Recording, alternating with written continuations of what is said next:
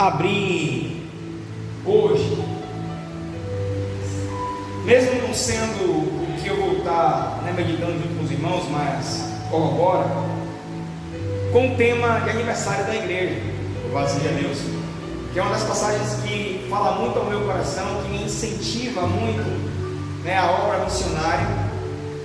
Essa igreja, eu não sei se foi da intenção do pastor Augusto procurar alguma coisa que levasse a uma ministração acerca de missões.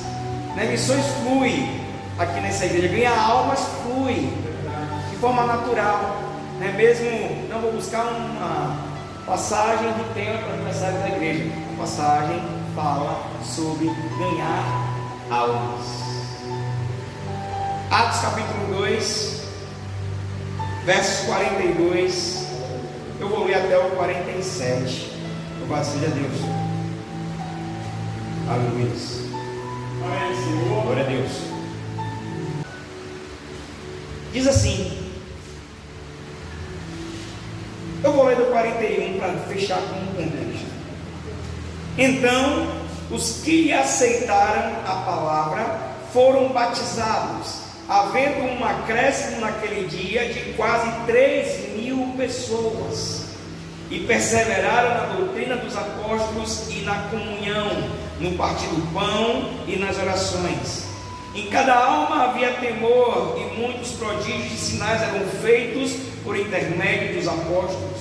Todos os que creram estavam juntos e tinham tudo em comum. Vendiam as suas propriedades e bens, distribuindo o produto entre todos à medida que alguém tinha necessidade. Diariamente perseveravam unânimes no templo, partiam pão de casa em casa e tomavam as suas refeições com alegria e singeleza de coração, louvando a Deus e contando com a simpatia de todo o povo. Enquanto isso, acrescentava-lhes o Senhor dia a dia os que iam sendo salvos. Obrigado, Senhor, pela oportunidade de estar aqui mais uma noite para falarmos juntos da Tua palavra. Que o Senhor cresça e que eu diminua. Queremos ouvir a Tua voz em nome de Jesus. Glória a Deus. Irmãos, essa palavra ela fala muito ao meu coração, porque ela nos dá fórmula de ganhar almas. Repare que após a pregação de Pedro, onde veio o Pentecoste, muitos ouviram em suas próprias línguas no meio daquela festa que está acontecendo em Jerusalém. Aí a Bíblia finaliza no versículo 41 esse momento dizendo que 3.000 almas se convertem. E agora está falando como é que essas almas que se converteram estavam se comportando. E aí dentro desse comportamento delas, o capítulo finaliza dizendo que o Senhor acrescentava-lhes as almas que iam sendo salvas. Mas devido a esse comportamento, qual o comportamento? Todos perseveravam na doutrina dos apóstolos, na comunhão e no partir do pão e nas orações. Em cada alma havia temor, e muitos prodígios e sinais eram feitos por intermédio dos apóstolos. Todos os que creram estavam juntos e tinham tudo em comum. Irmãos, a passagem ela deixa claro que no meio do povo havia unidade, havia compreensão, havia amizade entre eles, havia compaixão, onde um se colocava no lugar do outro. Ninguém se preocupava com o seu primeiro. Todos estavam preocupados em comum, em atender às necessidades de todos. Estavam preocupados em fazer algo para que todos fossem beneficiados. Ou seja, não havia maldade entre eles. Eles não estavam brigando, não havia perseguições entre eles, não estavam criando inimizades, não estavam criando problemas entre um e outro, não tinha inveja, não tinha ciúmes. Todos estavam em comum. Louvado seja Deus. E esse comportamento, irmãos, atrai aqueles que estão lá vivendo uma vida desordenada, atrapalhada, cheia de problemas. Aí eles olham para a igreja, vendo a igreja com esse comportamento, eles dizem no coração: eu quero caminhar, eu quero viver essa família, eu quero ser abraçado por esse povo que demonstra amor. Louvado seja Deus. Então esse comportamento deles de se amar, de ter compaixão, atraía as almas que o Senhor ia convencendo lá fora, para que fossem acrescentadas junto a eles que já estavam salvos. Então é uma fórmula bem clara de como ganhar almas, é com o seu próprio testemunho, sem abrir a boca para falar lá fora. Aqui diz que o Senhor acrescentava-lhes as almas que iam sendo salvas. E o nosso principal objetivo é ganhar essas almas. Mas, irmãos, para ganharmos essas almas lá fora, não podemos negligenciar o básico. Não podemos omitir de deixar de fazer o básico e achar que a gente vai para lá abafando e vai ganhar almas. Dentro desse contexto, a palavra que o Senhor está ministrando no meu coração é uma palavra que eu estava lendo, e é raridade se ouvir nas pregações, porque é um capítulo tão cheio de conselhos, que é Romanos 12, que eu já citei muito, o pastor Augusto citou muito, o João já citou muito, quem prega aqui já cita muito, mas a gente se prende muito ao início, porque ele vai falando sobre a transformação do Evangelho e o não se conformar com as coisas do mundo, e aí a gente pega aqueles conselhos ali, e aí a gente começa a fazer uma ministração permeando aquele iniciozinho do capítulo. Mas o Senhor me fez prestar atenção no final, porque é um assunto interessante que Jesus fala no Novo Testamento, mas quando Jesus fala, parece para nós que não é algo que a gente consiga fazer 100%. É quando Jesus pede para que, ao invés, como já era dito naqueles dias, amará o próximo, mas odiar os inimigos, era normal. Jesus ele pede para que faça diferente. Amai os vossos inimigos, bendizei os que vos maldizem, fazei bem aos que vos odeiam, e orai pelos que vos maltratam e vos perseguem. Isso muitas vezes eu ouvi, e sentado ou em pé, no meu coração eu dizia assim: mas isso aí dá um descontinho, porque cumprir essa ordenança não é fácil. Senhor, o camarada quer me maltratar, quer me machucar, quer me perseguir, é problema puro. Como é que eu vou derramar amor? Não só quando eu chegar ao seu estágio. Então eu sempre, vendo Jesus falar sobre isso, eu colocava isso em um patamar de expectativa muito alto, irmão. Pense na santidade, da suprema santidade. Vou dizer assim, só quando estiver perto do céu, chegando lá, eu acho que esse sentimento vai conseguir mais espaço. Eu consigo tentar dar espaço, mas às vezes é difícil fazer com que ele se cumpra. Louvado seja Deus. Aí em Romanos 14, porque aqui em Mateus 5, quando Jesus fala, vamos lá juntos em Romanos 14 para os irmãos entenderem, ou Romanos 12. Aqui em Mateus 5, parece Jesus falar apenas de amor.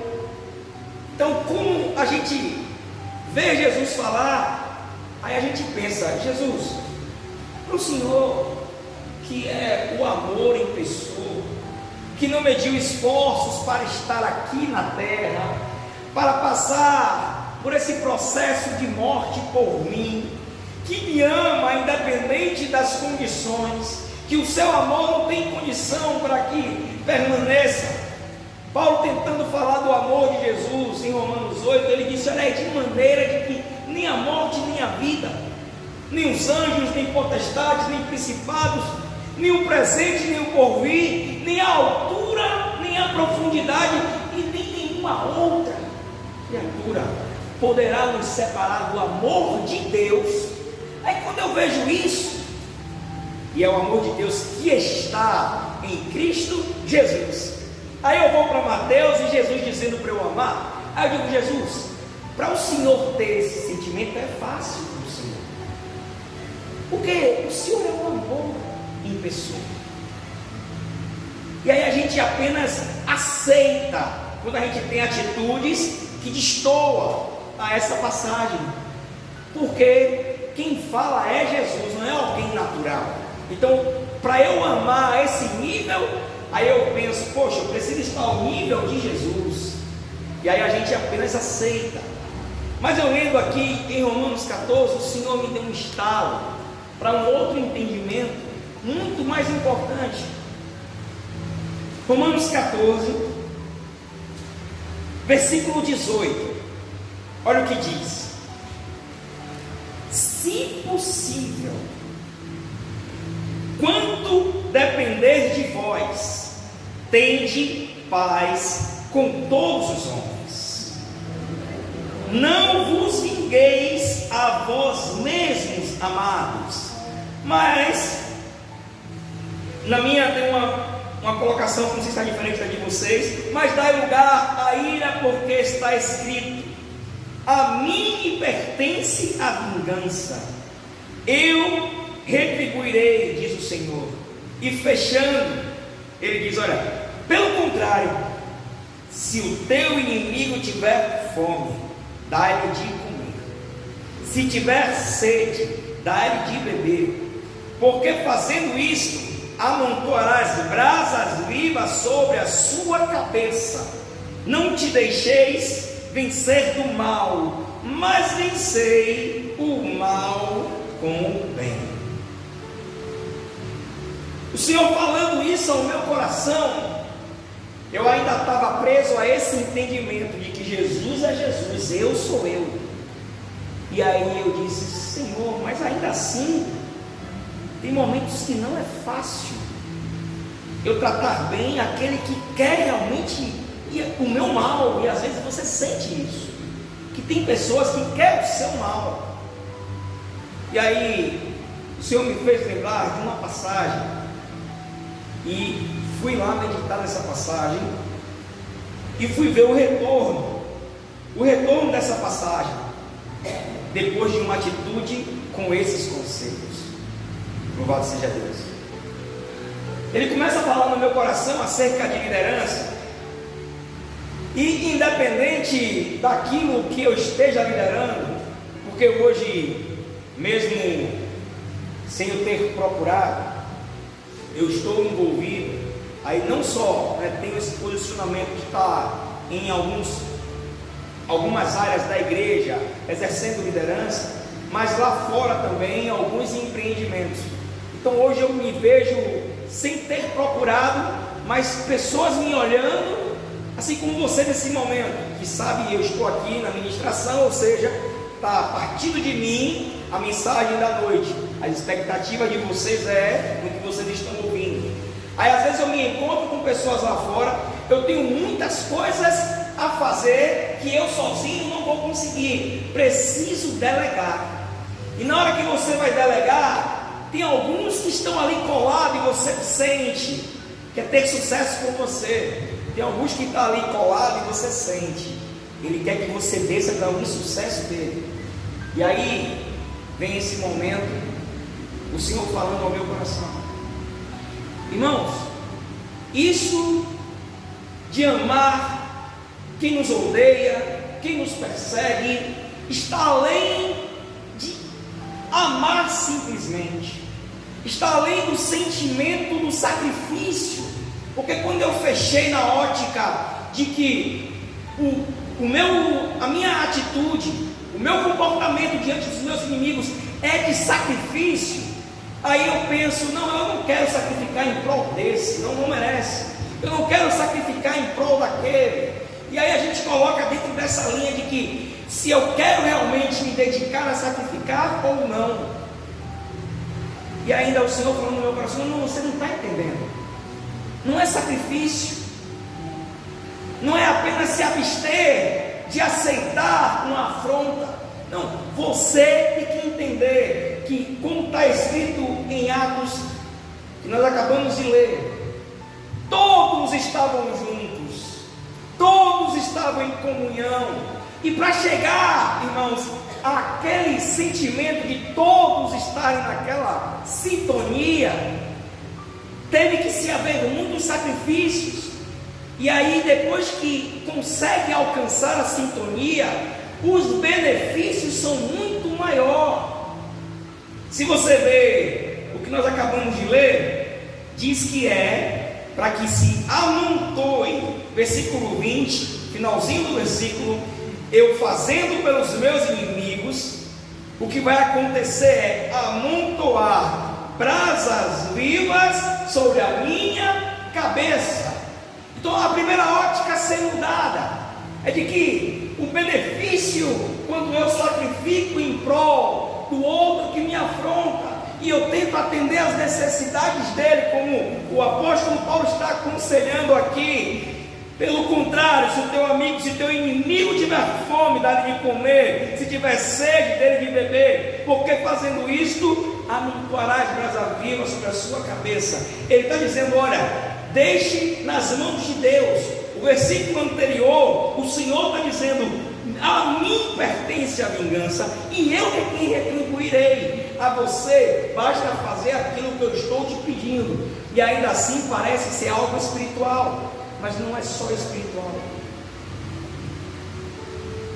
Lá em 2 Reis, capítulo 6, o rei da Síria, ele planejava contra Israel. No meio dos seus planejamentos, o Senhor avisava a Eliseu. Eliseu ia ao rei de Israel, revelava todos os planos do rei da Síria. O rei da Síria ia executar o plano perfeito, e Israel não estava lá de bobeira para que ele pudesse executar. Isso foi por muitas vezes. O rei da Síria diz: vocês não veem que tem alguém de Israel aqui nos entregando? Vocês não veem que tem alguns espias ou algum traidor no nosso meio? E aí uma pessoa com conhecimento de Israel diz: não, rei, não tem ninguém te traindo. Lá tem um nome de Deus chamado Eliseu. Tudo que o Senhor planeja aqui, o Deus deles fala ao coração desse profeta, que vai até o rei de Israel e evita o problema. E eles estavam com sede, irmãos, de enfrentar e destruir o povo de Israel. Aí quando o rei da Síria fica sabendo disso, ele prepara homens valentes com uma comitiva, em uma covardia tamanha, para pegar apenas um homem, que era o profeta Eliseu. E toda aquela comitiva síria desce para encontrar com Eliseu. O moço que trabalhava com Eliseu, chamado Geazi, vê primeiro, fica desesperado, e o Senhor, através do profeta Eliseu, abre os olhos de Geazi, e Geazi contempla, que é o que eu e você precisa contemplar, que aquele que está conosco é muito maior do que os que estão com os nossos inimigos. Que a nossa luta, a nossa briga não é contra carne e sangue, é contra hostes espirituais da maldade. O problema é que as hostes espirituais da maldade não nos enfrenta, não nos afronta em espírito. Ela nos afronta usando pessoas que eu e você devemos amar. E aí a gente enxerga essa afronta naquele que deveria nos amar, e aí ao invés de a gente ter sabedoria para enfrentar apenas aquele que nós devemos enfrentar, que é o inimigo das nossas almas, a gente vai para o embate com aquele que está sendo vítima da situação ali, usado por Satanás. Pedro, em algum momento, quando ele vacilou ali em falar com Jesus, dando lugar ao diabo, Jesus olhou para Pedro e só disse: para trás de mim, Satanás. Ele não deu nenhuma porrada em Pedro, ele repreendeu o demônio. Só que o que acontece é, Pedro não tinha noção, Jesus tinha o conhecimento. É o que eu e você precisa fazer, não para amar nossos inimigos. Nós temos noção de quem os usa, eles não têm noção quem é que está usando eles. Então tem que partir realmente de mim e de você. E aí a sabedoria de Eliseu, eu vou ler para os irmãos entenderem. O profeta Eliseu, está lá quem quiser acompanhar em 2 Reis, capítulo 6. Eu vou ler do 17 em diante, que eu já contei boa parte dessa história. No versículo 17 diz: Eliseu orou, o Senhor abre os olhos dele para que veja. Então o Senhor abriu os olhos do rapaz, que olhou e viu as colinas cheias de cavalos e carros de fogo ao redor de Eliseu. Quando os sírios, da região ali dos arameus, desceram na direção de Eliseu, ele orou ao Senhor: fere estes homens de cegueira. Então ele os feriu de cegueira, conforme Eliseu havia pedido.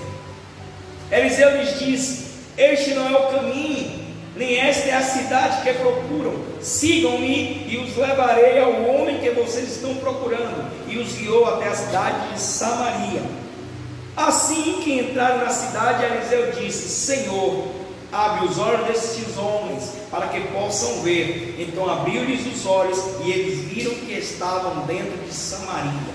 Eles já estavam no território ao qual eles já tinham se posicionado como inimigos. Eles eram inimigos de Israel, desarmados no meio da cidade. Quando o rei de Israel os viu, perguntou a Eliseu: devo matá-los, meu pai? Devo matá-los? E ele respondeu: não. O rei costuma matar prisioneiro que captura com espada e o arco? Ordena que eles sirvam comida e bebida e deixe que voltem ao seu senhor. Onde queremos chegar? O que nós lemos em Romanos, o Senhor está pedindo para que, quando o meu inimigo estiver ferido, quando estiver com sede, quando estiver com fome, que eu preste atendimento a ele, que eu dê de comer, que eu dê de beber. E assim eu vejo essa passagem se cumprindo.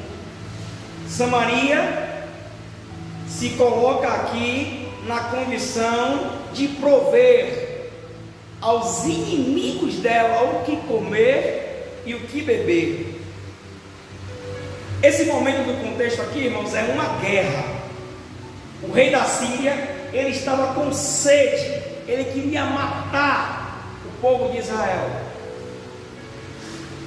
O povo de Israel tinha todo o direito de lançar mão aos guerreiros sírios e matar cada um deles. Mas se eles fazem isso, esse confronto, essa luta, ela nunca iria acabar. E a Síria seria sempre inimigo e manteria sempre essa inimizade e essa rivalidade, aonde eles queriam tirar vidas do povo de Israel. Essa atitude de Eliseu, que é a atitude que Paulo em Romanos nos aconselha. Aí, lendo essa passagem, o Senhor fecha com entendimento no meu coração. Eu preciso, irmãos, às vezes, para que algo de melhor na minha vida aconteça, do apoio do meu inimigo, principalmente, só em ele deixar de ser meu inimigo já é o suficiente. Só em ele deixar de me perseguir, irmão, já estou ganhando. Pense, estamos agora em uma campanha para as eleições.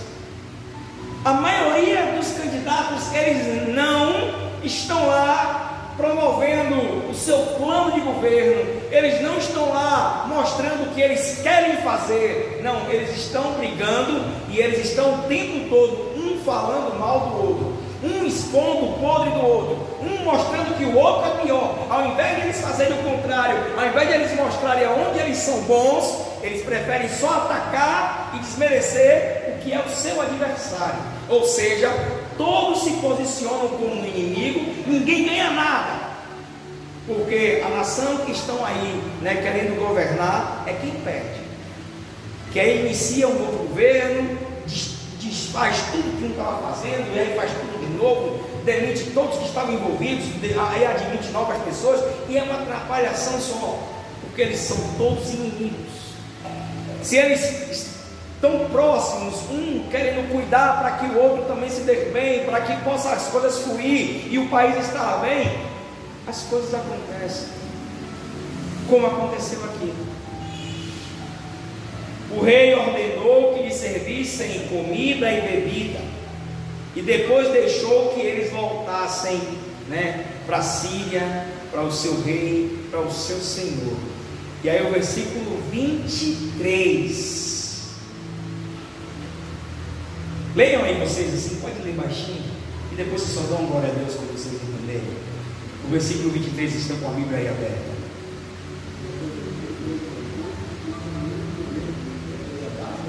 Versículo 23.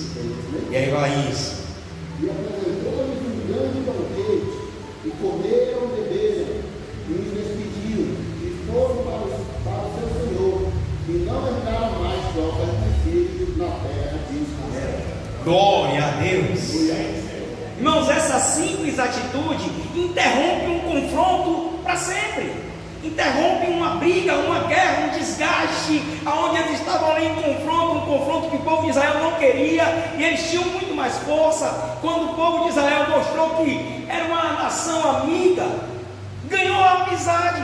Ao invés de serem inimigos, eles agora são amigos.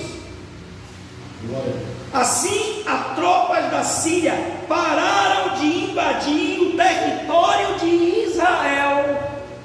Irmãos, se eles lançam mão desses guerreiros, mata achando que ia mandar um recado de força, irmão, eles iam voltar, irmãos. E eles não iam voltar para apenas fazer um diálogo, uma negociação, uma conversa, não. Eles iam voltar com seus carros, com seus cavaleiros, querendo moer toda Israel. Então, o complemento desse entendimento com esse comportamento de Eliseu, e vendo o desfecho dessa situação, aí o Senhor fala ao meu coração, me convencendo de que vai muito além de apenas o sacrifício do amar. Porque eu enxergo, muitas vezes é difícil você ver uma pessoa que só quer apenas puxar o seu tapete, que só quer apenas desfazer de você, que só quer apenas desfazer do que você tem, e aí você vê a maldade nos olhos, nas palavras da pessoa o tempo todo. Aí você diz, não, esse aí não, Senhor, eu quero ir longe de mim. E aí o Senhor fala ao meu coração, muitas vezes é esse, que você precisa ter paz, ou que você precisa ter uma aliança. Faça por onde ele enxerga que o que você quer com ele é para que os dois cresçam, porque aí vocês dois juntos vão crescer muito mais do que você só.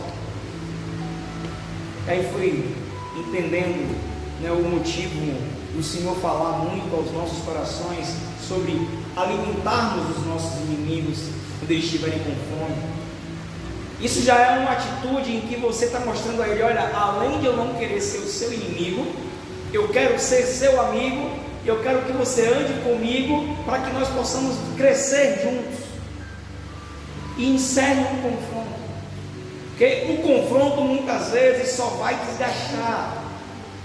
Não vale a pena a gente ter inimizade, a gente querer apenas ficar com as pessoas, com um sentimento ruim, sabendo que aquele sentimento ruim permeia. A Bíblia diz, quando eu tenho uma oferta, que se eu sei, não é que eu tenha um sentimento ruim para com o meu irmão, não. É que se eu sei que o meu irmão tem algo contra mim, eu deixo de lado a minha oferta e eu vá lá me reconciliar com Ele, porque senão o que é o principal, o sacrifício de você estar colocando a sua oferta, não vai ter a finalidade, você vai apenas contribuir para a obra natural, mas o Senhor receber as suas ofertas, esqueça. Então, estava aqui conversando com o irmão Valdir, logo quando cheguei, dei um abraço nele, aniversário do irmão Valdir hoje. E aí o irmão Valdir, falando da idade dele, disse a ele, máximo aí eu trouxe uns 50 anos, tem um pouquinho mais. E aí comentando com ele sobre estresse, nunca vi, e olha que participando das lideranças do Senhor, eu já vi o irmão Valdir sendo apertado. E ele disse, não, é difícil realmente eu estar me estressando, e se eu me estressar, é algo que as pessoas nem percebem, que chega e sai. E aí conversando, eu disse, é porque, na verdade, guardar sentimentos ruins não faz mal, irmãos, a pessoa ao qual eu alimento esse sentimento ruim, só faz mal a mim mesmo. Alimentar um sentimento ruim para com alguém é como se você preparasse um copo de veneno para a pessoa, mas ao invés de ela estar tomando esse veneno que está tomando é você. Então, o melhor caminho é seguir os conselhos da palavra de Deus. E se Jesus diz, ame o seu inimigo, irmãos, vai muito. A palavra de Deus, ela fala sobre sabedoria, e ela diz que é a coisa principal, e é a sabedoria, irmãos, que vai nos ajudar a nos mover, e a gente saber entrar nos lugares, saber ser reconhecido, ter sucesso, ter êxito. A sabedoria é mais importante do que a inteligência. Há uma diferença, para eu finalizar aqui com os irmãos. Inteligência é a sua capacidade de absorver conhecimento. Uma pessoa inteligente, você coloca ela diante de qualquer coisa, dá 5 minutinhos a ela de uma instrução e ela aprende rápido, ela tem uma memória fotográfica, ela começa a entender o que você está explicando, ela já domina o assunto, pode deixar ali com ela e confiar que ela vai levar adiante. A sabedoria é a administração da inteligência.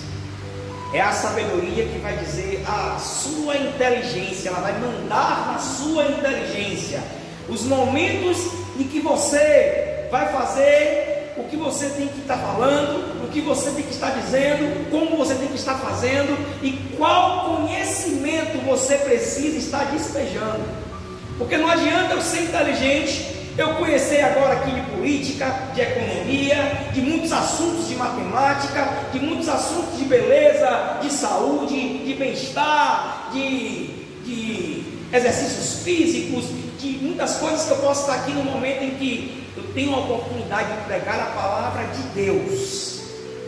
A sabedoria, ela me controla a dizer, olha, da sua inteligência, capacidade de absorver conhecimento, agora que o que você vai falar é a palavra de Deus.